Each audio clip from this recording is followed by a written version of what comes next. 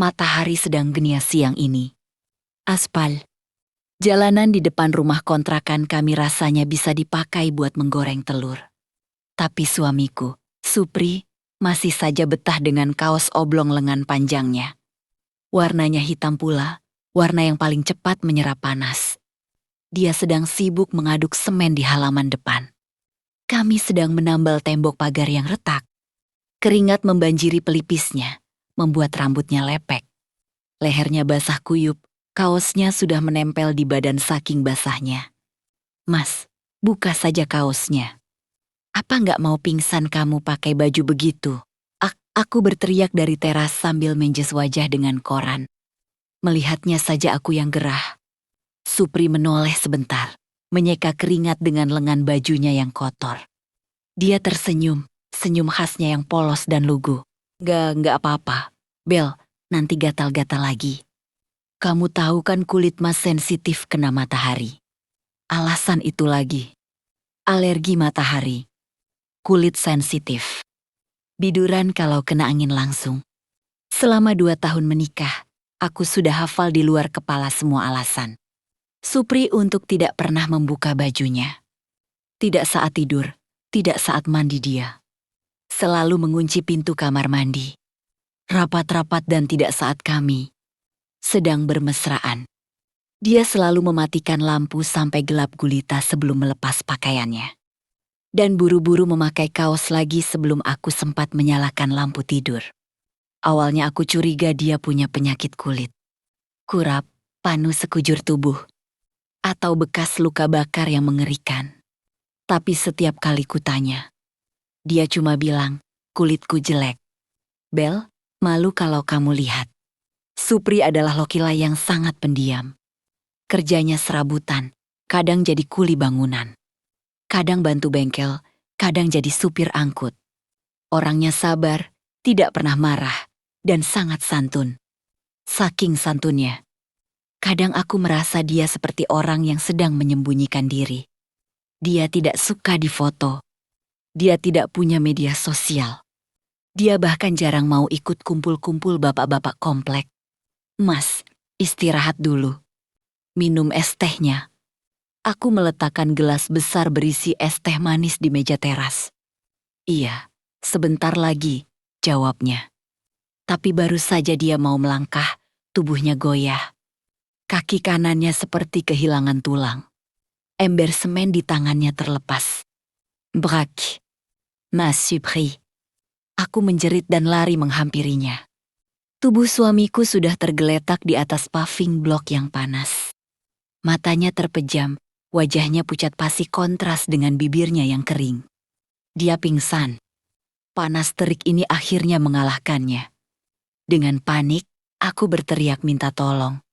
Tapi kompleks sedang sepi. Jam kerja. Aku sekuat tenaga menyeret tubuhnya yang berat ke teras yang teduh. Napasnya pendek-pendek. Badannya panas sekali, seperti demam tinggi.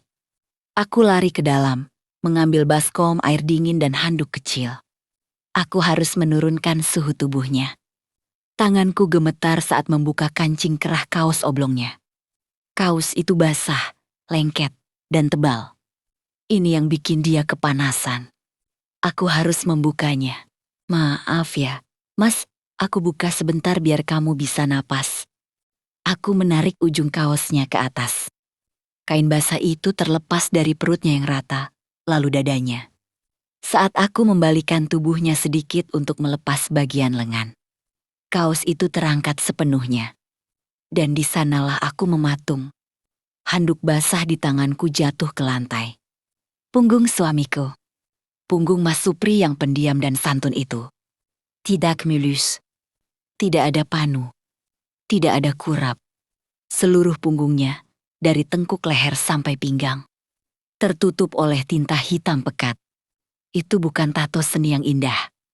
Itu tato blok yang kasar, mengerikan, dan dominan. Gambarnya seekor kalajengking raksasa dengan ekor melengkung tajam. Melilit sebuah belati berdarah. Di bawahnya ada tulisan aksara asing mungkin Baza, Latin atau sandi dan angka tahun ke 1998. Aku menutup mulutku, menahan pekikan.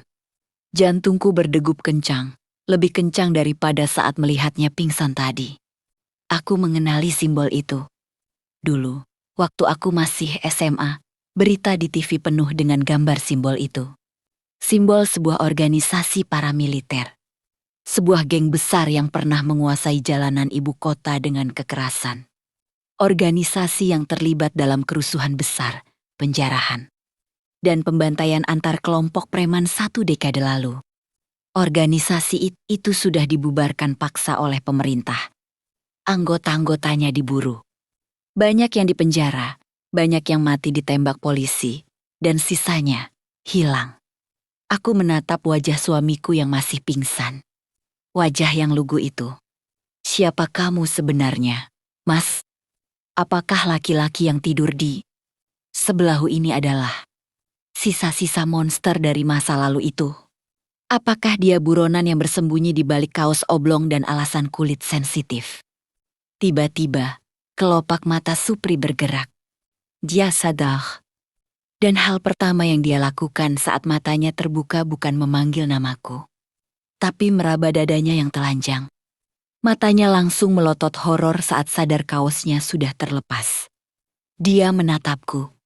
Tatapan ketakutan yang belum pernah kulihat sebelumnya. Bella? Kamu lihat? Supri bergerak seperti orang kesetanan. Meskipun kepalanya masih pening sisa pingsan tadi. Dia menyambar kaos basah yang tergeletak di lantai. Dengan napas memburu, dia memaksakan kaos itu masuk kembali ke tubuhnya. Menutupi punggung mengerikan itu dari pandanganku. Mas, itu apa? Suaraku bergetar. Telunjukku masih mengarah ke punggungnya yang kini sudah tertutup kain hitam lagi. Supri tidak menjawab. Dia berusaha berdiri, sempoyongan, berpegangan pada tiang teras. Wajahnya bukan lagi wajah suami yang lembut. Itu wajah orang yang tertangkap basah sedang melakukan kejahatan. Lupakan, Bel, anggap kamu gak lihat apa-apa. Suaranya rendah, menekan. Gimana aku bisa lupa? Itu tato pasukan Kalajengking, kan? Supri membeku. Punggungnya menegang. Dia berhenti bergerak, membelakangiku. Aku tahu, Mas, aku ingat berita 10 tahun lalu. Itu organisasi yang bakar ruko-ruko di pusat kota. Itu organisasi yang culik mahasiswa, kamu.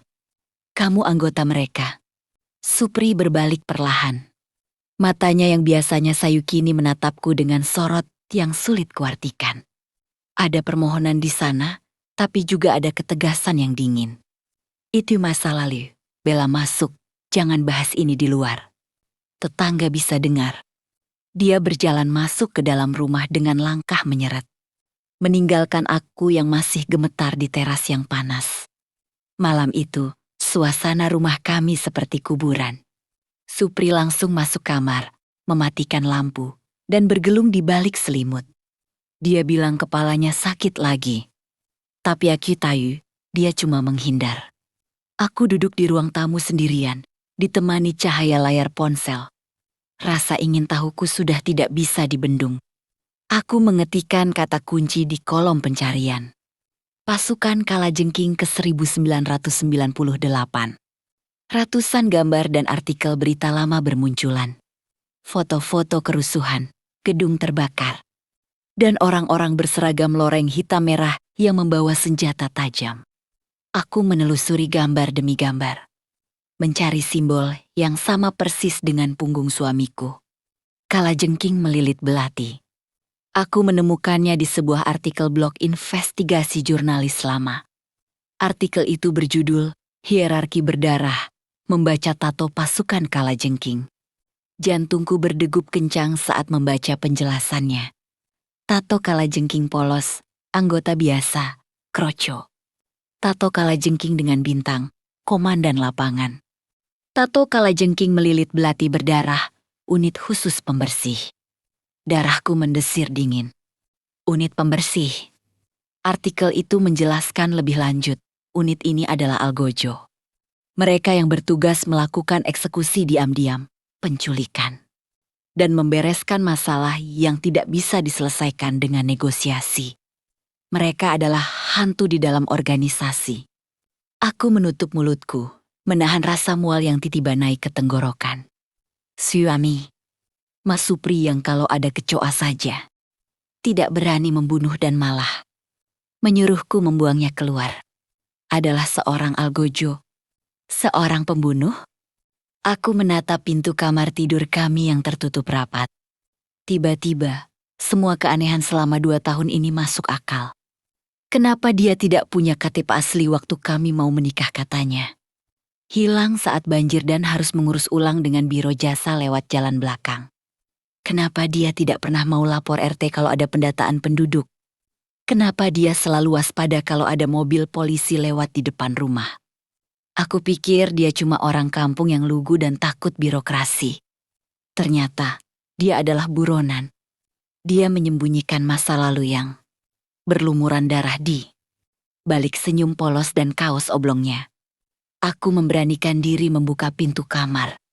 Ruangan itu gelap gulita. Hanya suara napas teratur Supri yang terdengar. Aku menyalakan senter ponsel, mengarahkannya ke wajah suamiku yang sedang tidur. Wajah itu tenang. Tapi sekarang, di mataku, wajah itu terlihat seperti topeng. Di bawah bantalnya, aku melihat ada yang menyembul sedikit. Biasanya aku tidak pernah lancang memeriksa barang pribadinya. Tapi malam ini berbeda. Pelan-pelan, aku menarik benda itu. Sebuah dompet kulit tua yang tidak pernah dia pakai sehari-hari. Dompet itu tipis. Aku membukanya. Di dalamnya ada selembar foto usang. Foto 5 orang laki-laki muda, bertelanjang dada. Memamerkan tato kalajengking di punggung mereka sambil memegang parang. Mereka tertawa bangga ke arah kamera. Salah satunya adalah Supri, masih muda.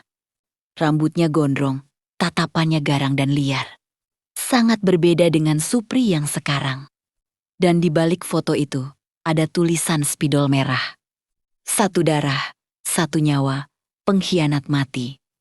Tapi ada tanda silang besar di wajah 4 orang teman Supri di foto itu. Dicoret dengan tinta merah tebal. Cuma wajah Supri yang tidak dicoret. Tanganku gemetar hebat. Foto itu jatuh ke lantai. Suamiku bukan cuma anggota. Dia satu-satunya yang tersisa dari kelompok di foto ini.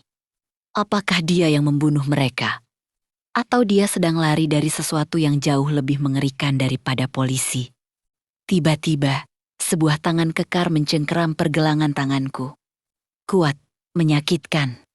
Aku menjerit tertahan. Senter ponselku menyorot ke atas, tepat ke wajah Supri yang sudah membuka mata. Matanya nyalang dalam kegelapan. Sudah kubilang jangan dilihat. Bella, kenapa kamu lancang? Suaranya dingin, mengerikan. Aku melihat sisi lain dari suamiku. Sisi algojo yang selama ini tertidur, kini terbangun karena rasa ingin tahuku. Mas sakit, lepasin. Jeritanku memecah keheningan kamar. Supri tersentak. Seolah baru tersadar dari mimpi buruk. Cengkeramannya di pergelangan tanganku mengendur. Dia melepaskanku, lalu mundur menjauh sampai punggungnya menabrak lemari pakaian. Napasnya memburu. Dia menatap tangannya sendiri dengan tatapan ngeri. Lalu menatapku yang sedang memegangi pergelangan tangan yang memerah. Maaf Bel, Mas nggak bermaksud. Mas kaget. Suaranya kembali lembut. Tapi aku tidak bisa lagi melihatnya sebagai Supri yang lugu. Bayangan artikel tentang unit pembersih masih menempel erat di otakku. Kamu siapa, Mas? Tanyaku lirih, air mata mulai menggenang. Apa benar kamu algojo? Apa benar kamu pembunuh? Supri duduk di tepi kasur. Bahunya merosot turun. Dia menunduk dalam, menyembunyikan wajahnya di balik telapak tangan. Lama sekali dia diam. Hanya suara jangkrik di luar yang mengisi kekosongan di antara kami. Iya, jawabnya pelan. Nyaris tak terdengar. Dulu, 20 tahun yang lalu. Aku mundur selangkah, menabrak pintu kamar. Kakiku lemah. Kenapa kamu nikahin aku? Kamu mau sembunyi? Kamu mau jadiin aku tameng biar polisi nggak curiga? Supri mendongak. Matanya basah. Bukan polisi. Bella, polisi itu masalah gampang. Kalau cuma polisi, aku sudah menyerahkan diri dari dulu. Penjara itu surga dibanding apa yang sedang mengejarku sekarang. Dia memungut foto usang yang tadi jatuhkan ke lantai. Dia menatap wajah Kawenka yang dicoret tinta merah. Lihat ini, Bel, lihat baik-baik. Dia menyodorkan foto itu padaku. 4 orang ini. Tono, Rusdi, Alex, Joko, mereka teman satu reguku di unit pembersih. Kami bersumpah sehidup semati. Tapi lihat wajah mereka. Dicoret merah. Kenapa? Kamu yang bunuh mereka. Supri menggeleng kuat. Wajahnya menyiratkan kesedihan yang mendalam. Bukan, mereka dibunuh oleh organisasi kami sendiri. Apa?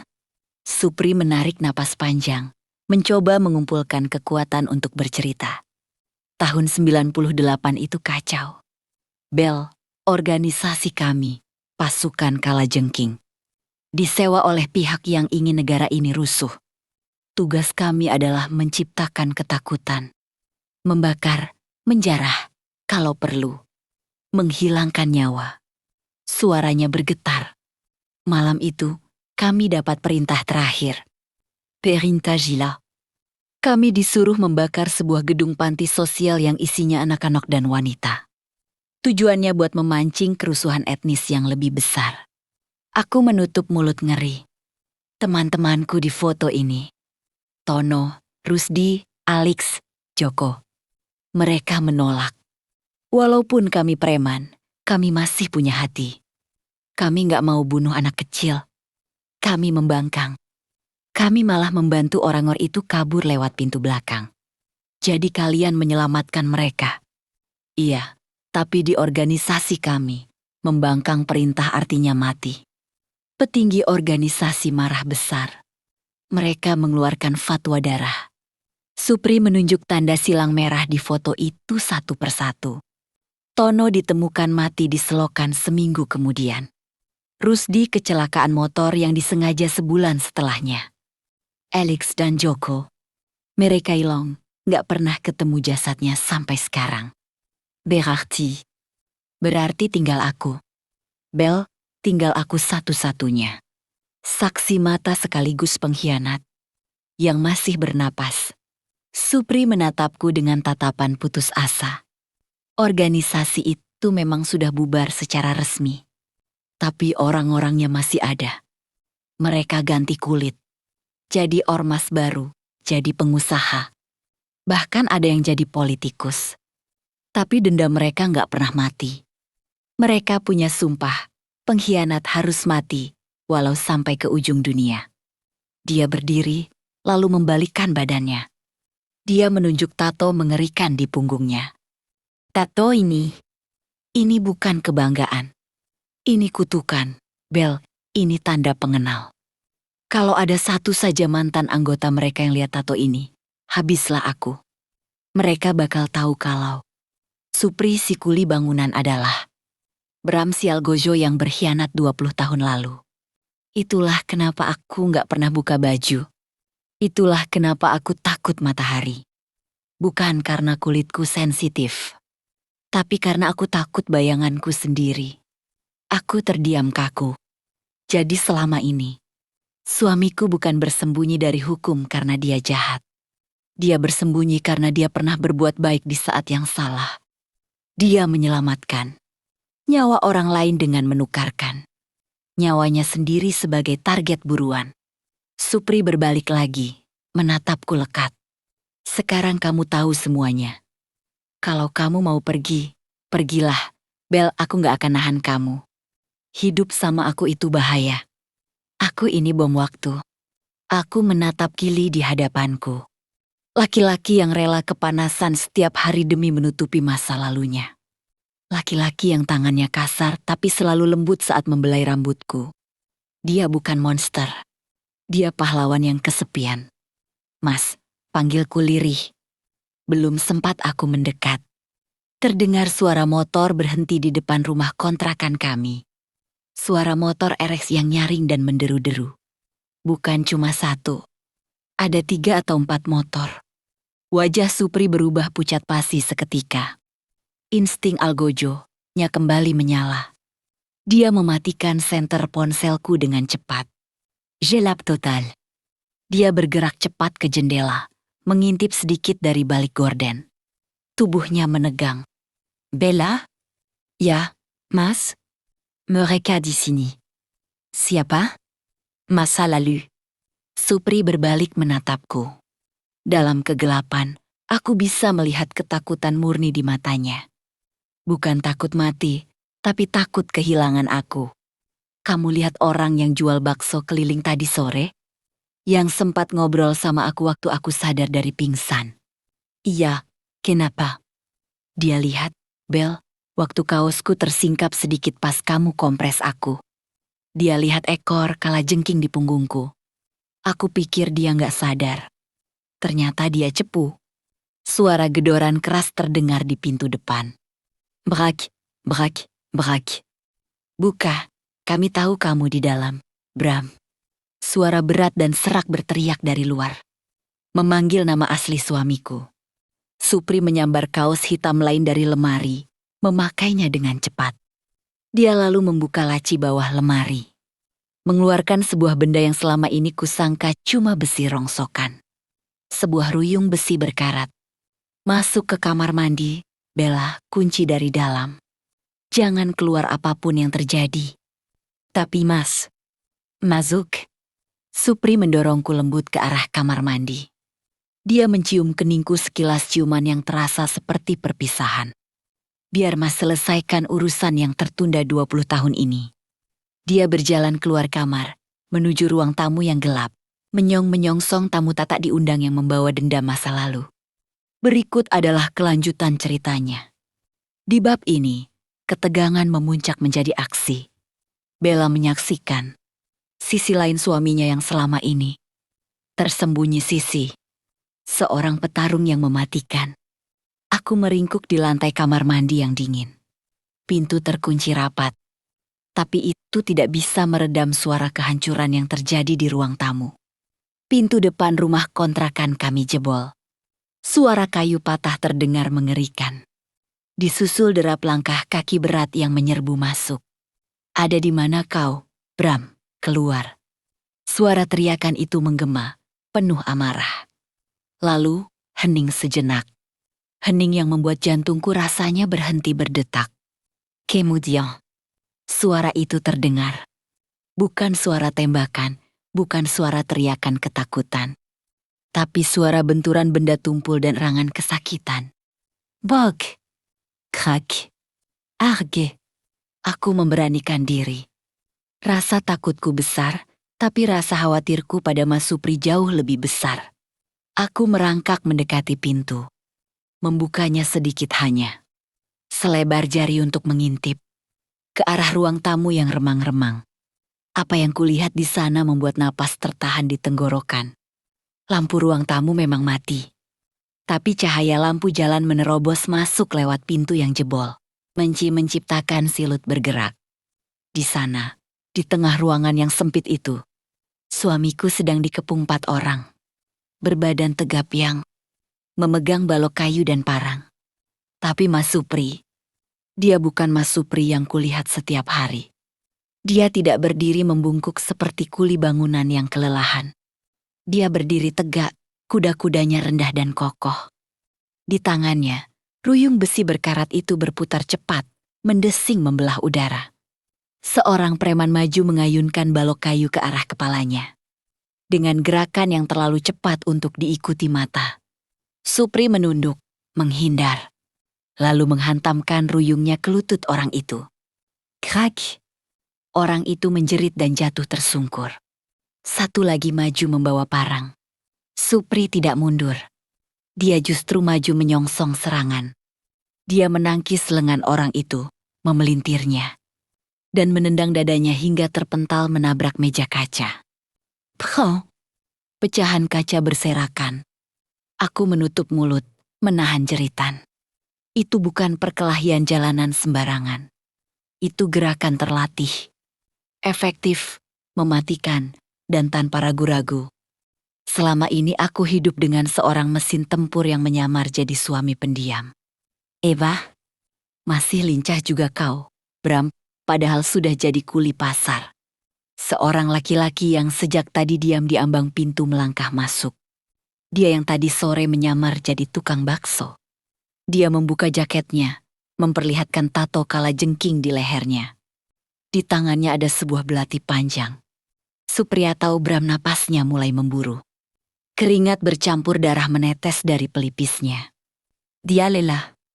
Usianya tidak lagi muda untuk melawan keroyokan seperti ini.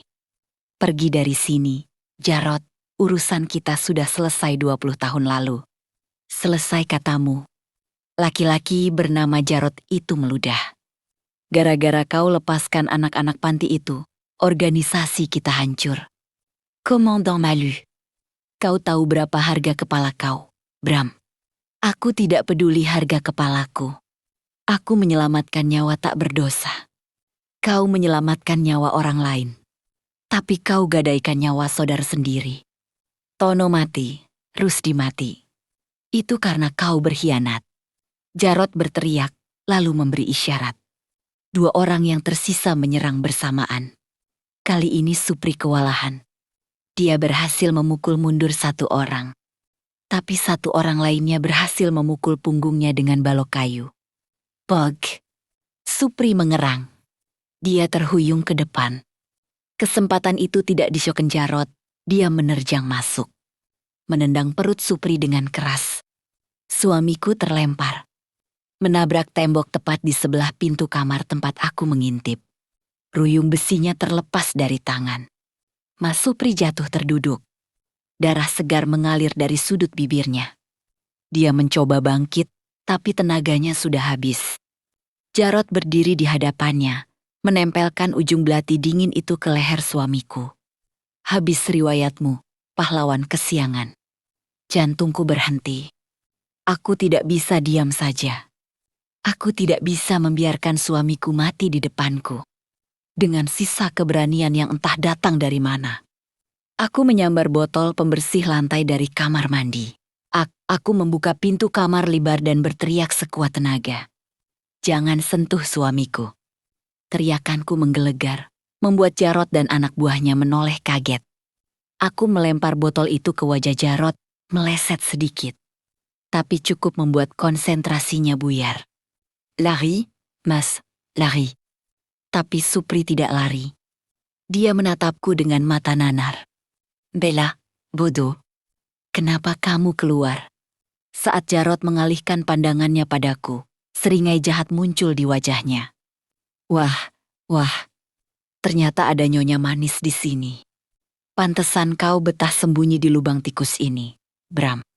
Jarod mengalihkan belatinya dari leher Supri, lalu melangkah perlahan ke arahku. Kalau aku nggak bisa bunuh kau karena kau terlalu jago berantem, mungkin aku bisa bikin kau menderita dengan cara lain. Dia menatapku dengan tatapan menjijikan. Mas Supri meraung. Bukan teriakan kesakitan, tapi teriakan kemarahan murni. Zhonggong berani sentuh dia. Dengan sisa tenaga terakhir, Supri melompat menerjang kaki. Jarod, mereka berdua jatuh berguling di lantai yang penuh pecahan kaca. Pergulatan itu kacau balau. Supri sudah tidak punya senjata. Dia hanya punya tangan kosong dan keputusasaan untuk melindungiku. Tapi Jarod punya pisau. Dan dalam satu gerakan cepat, jeleb. Suara itu terdengar sangat pelan, tapi sangat menyakitkan. Gerakan mereka berhenti. Supri kaku.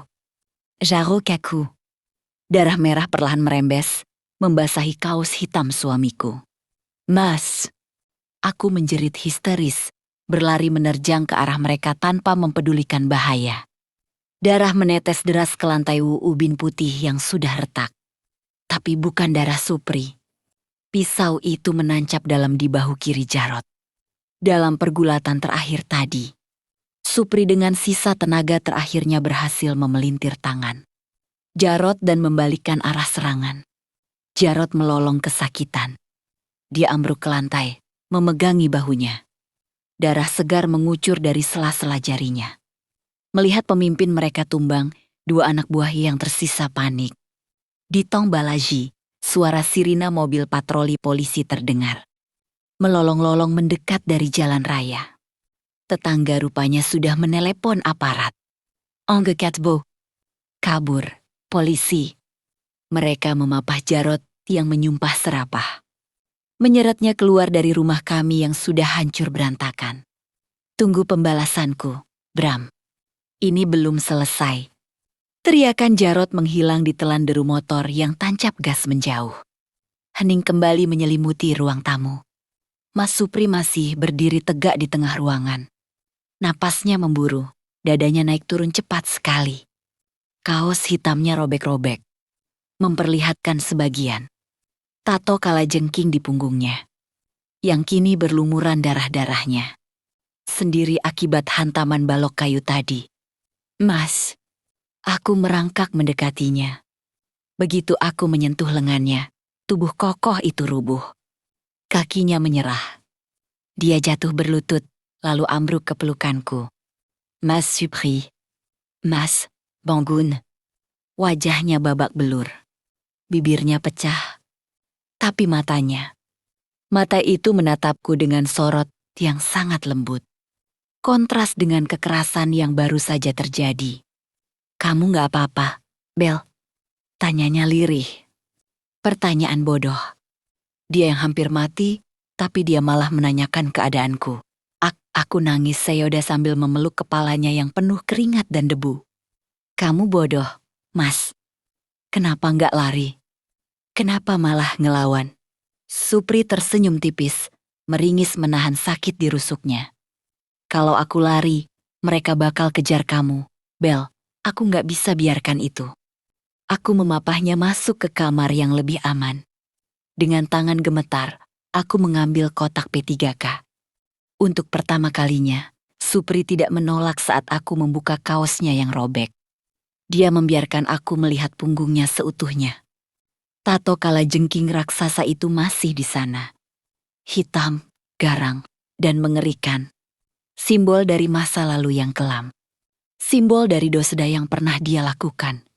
Tapi saat aku membersihkan luka lebam di sekitar tato itu, aku tidak lagi merasa takut.